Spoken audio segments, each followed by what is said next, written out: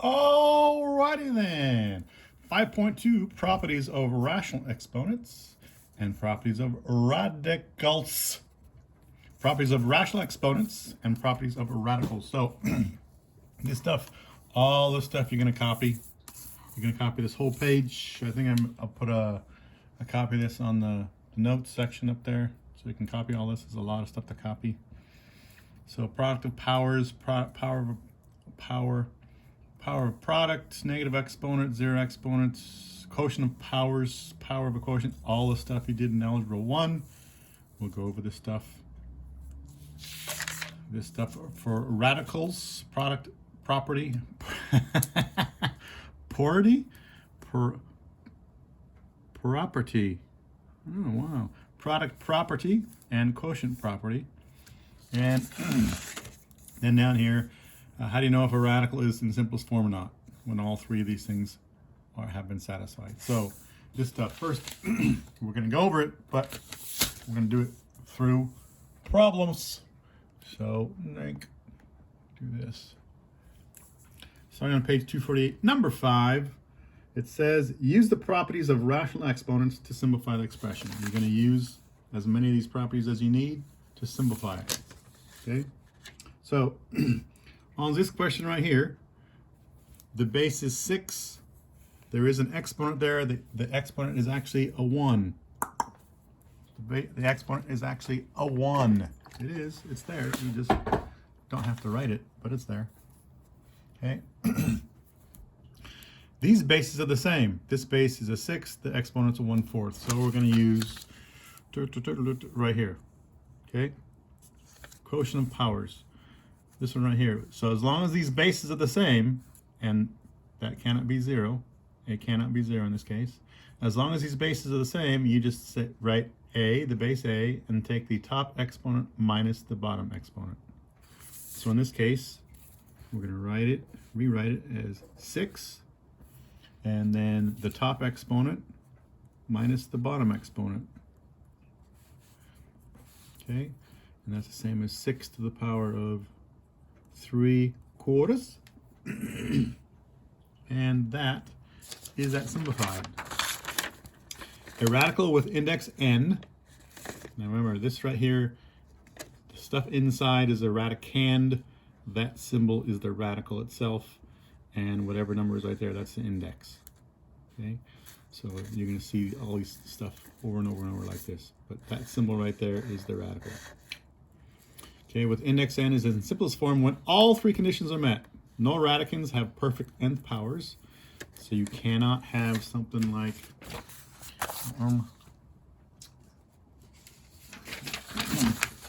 if you have 2, 2, 2, this is something, whoops, there it is, that's why. This is not simplified because here this index is a 3. That means in order to simplify this, if you can, you're looking for 3 of a kind, and right now you do have 3 of a kind. So that is 3 of a kind. One of those goes outside the radical, and what's left inside is just that. And the third root of 1 is just going to be 1. So you just do this. If you had something like this, let's go that.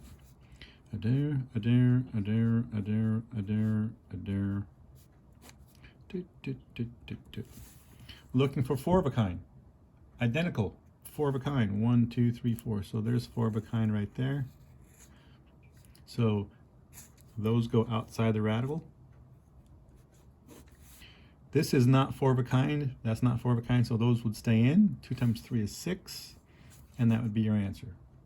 Stop! We just made a mistake. This is a very common boop people make. This index is a 4. It should still be a 4. If you do not write an index there, it's assumed it's a 2. That's a square root right now, but it should be a 4. So make sure you put a 4 there. Now that's the correct answer. Okay, so be careful. So no radicands can have perfect nth powers as factors. So get rid of that.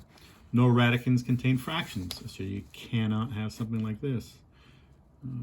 4/3. You cannot have a fraction inside a radical. That means this is not simplified yet.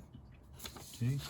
And no radicals appear in the denominator of a fraction, so you cannot have something like this. This is a fraction, and you have a radical in the bottom of the fraction, which means that is not simplified. So when they're going to be simplified, radicals, all three of these things have to be met. All three of these properties have to be met. Okay.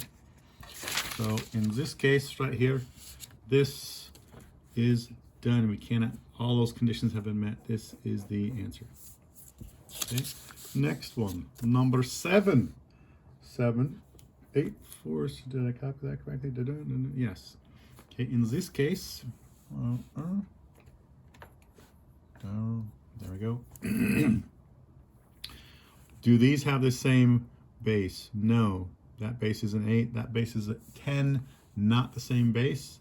So since they're not the same base, you cannot use this. These are only at the same base. But we can take this and this. So right here, power over power. So we have this inside raised to the power of n. All the stuff inside raised to the power of n. So we can rewrite this as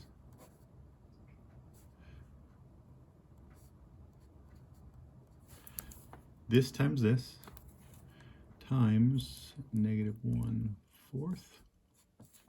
That's this one, the power of a power rule. That one right there. And here's some more examples.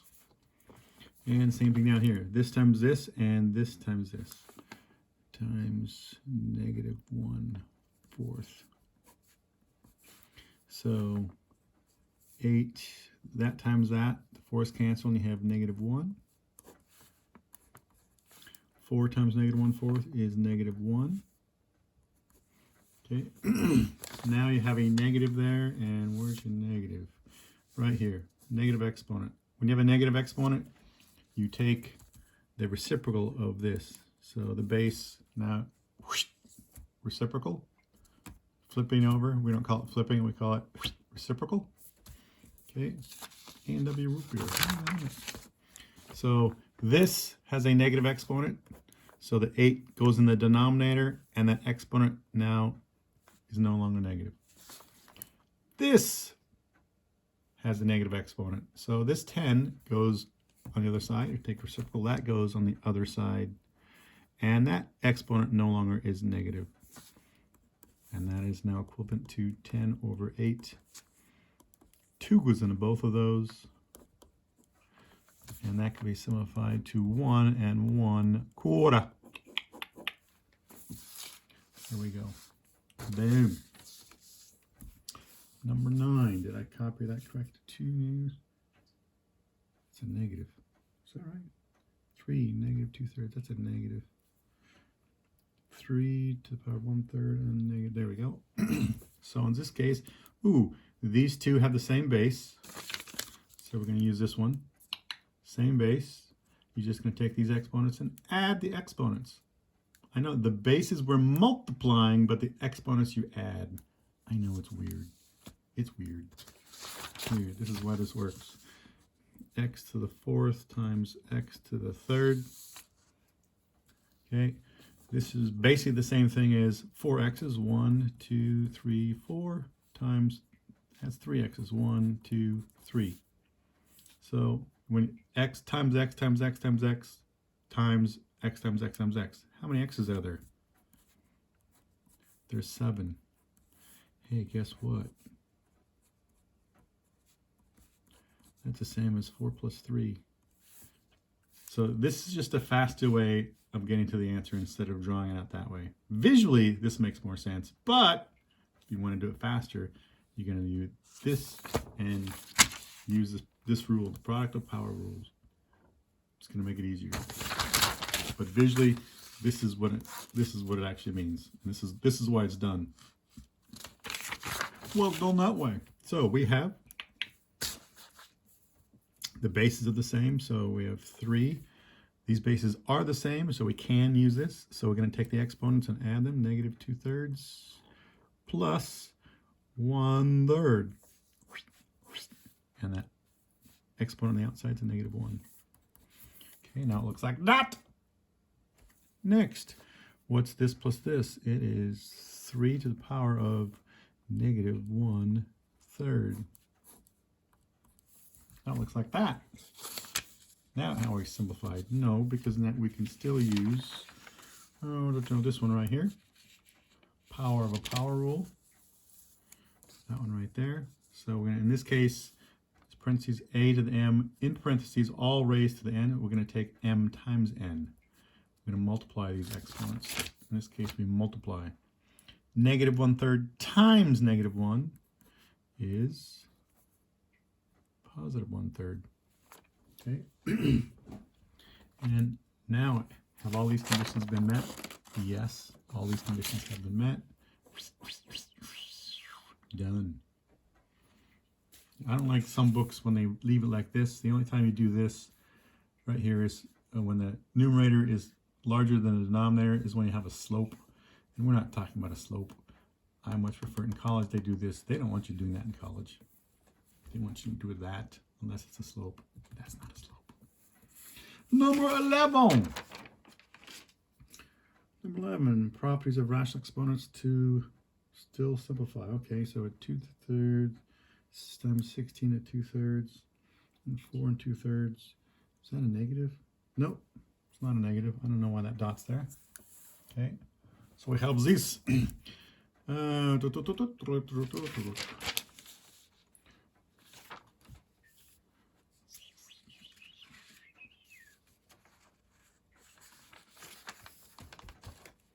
it go?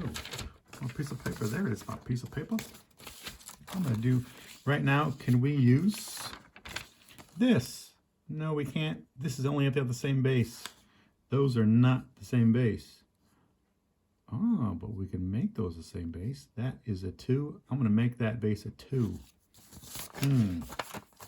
16. 2. 16. There you go. 16 is the same thing as 2 to the 4th power. Good thing you guys kept this from last semester. I told you to write down. This is going to make it a lot easier for you. Okay? So, that's the same thing as 2 raised to the power of 2/3. 16 would go in there, and that's 2/3. But 16 is the same as 2 to the power of 4. 2 to the power of 4 is 16. So instead of writing 16, I'm going to write it as 2 to the power of 4. Now, why did I do that? How does that help me? Because now we have the same base.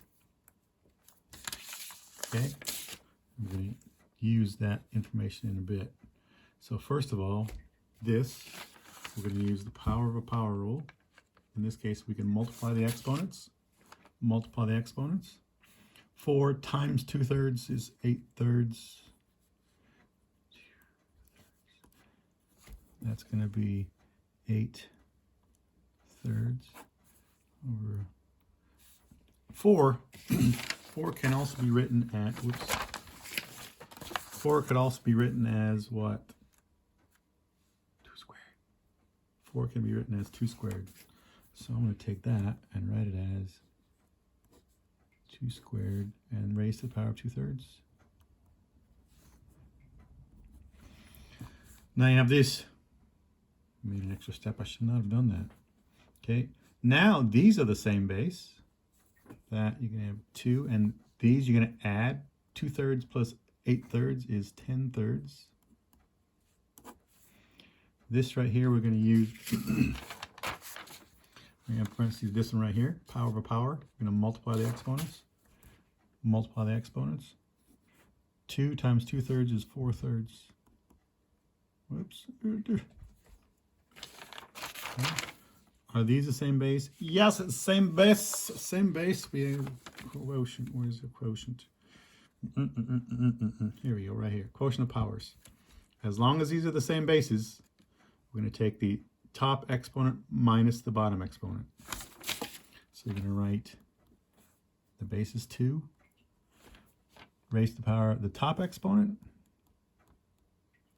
minus the bottom exponent. And 10 thirds minus 4 thirds is 6 thirds. 6 thirds is the same as 2. And 2 squared is the same as 4. Bump, bump, bump, bump. Bada bing, bada bang, bada boom. Done. Okay. Next, we have number 15s. Oh. Skip that. Number 15, we have 6, the fourth root of 6 times the fourth root of ocho, eight. So the instructions say use the properties of radicals to simplify the expression. Use the properties of radicals. So here, these are the two properties of radicals. Okay, so we're going to use these. So this right here, as long as the indexes are the same, you can put them together under one radical. And yes, we can do that. So the radical is 4 and 6 times 8. What's 6 times 8? 48. And now, what's wrong with this? Needs a 4 there. Very common mistake. Be careful of that. A lot of people make that mistake. Don't you be one of those peoples. Okay, so now we're going to try to find 4 of a kind. So we have to do the prime factor tree. 6 and 8. I know it's 6 and 8 because we just did that. 4 and 2, that's prime. 2 and 2, prime. 2 times 3, prime. So that is the same as, how many 2s we got? 1, 2, 3, 4 2s. 1, 2, 3, 4 2s, and we got 1, 3. Anything else? Nope. So now what we have, we're looking for 4 of a kind. Do we have 4 of a kind? Yes, we have a 4 of a kind right there. So one of those goes outside. Do we have 4 3s inside? No, we only have 1, so that stays inside. And you do that. Bada bing, bada bang, bada boom. Stop, we just made an error. What's the boo-boo? What's the boo-boo, bubble? Right there. The index is a 4 right now. Since there's nothing there, that index is a 2. Okay? It's just like saying this. Right, there we go. Now you can see that. That right there, that's the same thing as 1 times x. If I do this, square root of 9, that's the same thing as the square root. So if you don't put a number there, it is inferred that the number is a 2. So if you just leave it like this, it's inferred the number is a 2. It should be a 4, so you have to have that 4 there. Now that's correct. Excuse me. Next one we have number 9. Number 19th. Number 19th. Square root of 6. Sorry, the third root of 6 times the third root of 72. And as the denominator, we have the third root of the 2. Use the properties of radicals to simplify. So we're going to use these properties of radicals to simplify. Okay. Oh, same index. You can put all this stuff under one giant radical. Is that going to help us? Yeah, because I can take 72 divided by 2. 2 goes into there once, 2 goes into there, 36. So now it looks like we no longer have a radical or a fraction inside the radical. It's just a 1. 6 times 36. And so 1 there, you don't need to worry about a 1. So now it looks like this. Noink. Oh, so 36 is the same as 6 times 6. I know they're not prime, but why would I need to do prime when I already got 3 of a kind? We have 3 of a kind. One of those goes outside. It says 6. What's remaining inside? Absolutely nothing. If you want, you could do this, but that's just a waste of your time. Why waste 2 seconds of your life when you could just write it that way? That's the simplified version. These are equivalent. They mean the same thing, but you write it this way, not that way. This is going to get you full credit. That's only partial credit. In college, I've had cases where that's full credit and that's no credit. 100%, 0%. So be careful. Be careful. Question 23. Question number 23. We have the square root of 5. No, it's the third root of 5.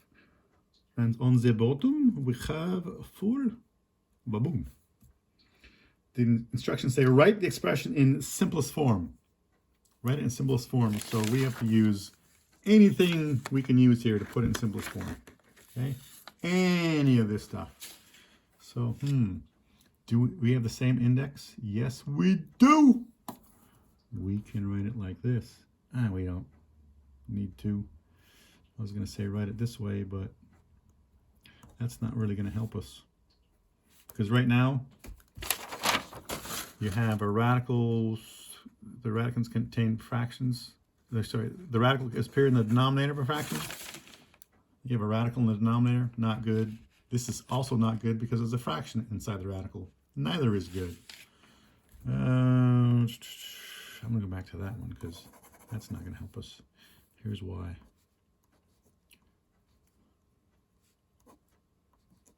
Let me do this. So I'm going to take this. In order to get rid of this, we need to have 3 of a kind. Right now we only have 1 4. We can get 3 4s, but I'm going to do the prime factor tree. So this is now the same as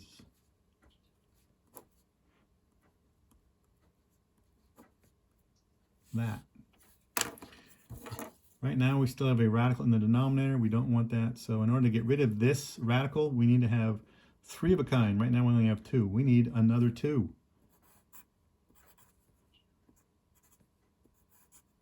Whatever you do to the bottom part of the fraction, you do to the top part of the fraction. The value will not change. It's definitely going to look different, but it's going to be the same value. So by doing that, what do we have now? On the top, we have the same index. So we can say 5 times 2. On the bottom, we have a 2, a 2, a 2. Now we have 3 of a kind. Look at that. One of those goes outside, and now it goes outside, out in front of the radical. So it's 2 on the top. We have 5. Do we have 3 of a kind here? No, it's just a 10.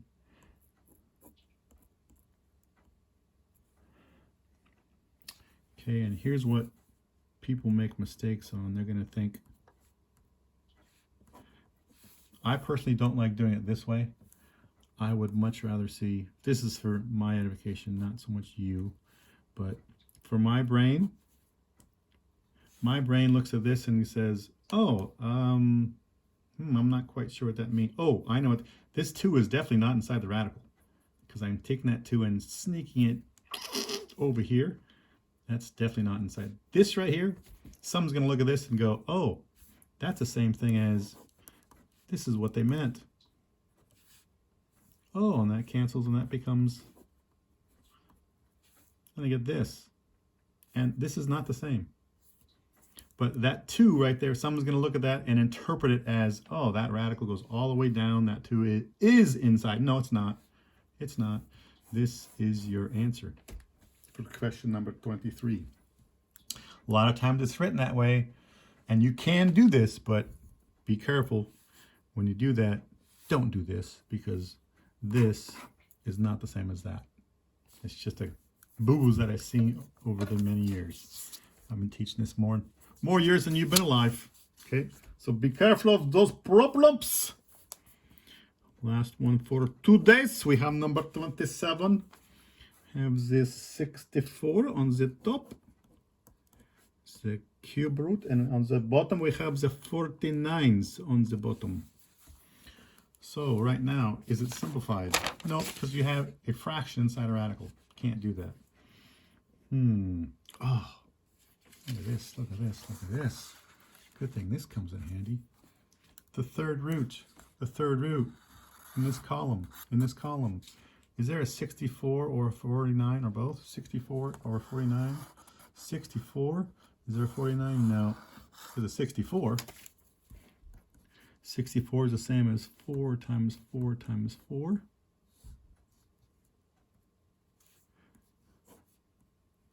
$49 is the same as 7 times 7. So on the top, we have 3 of a kind.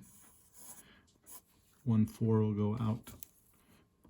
And there's nothing left inside the radical.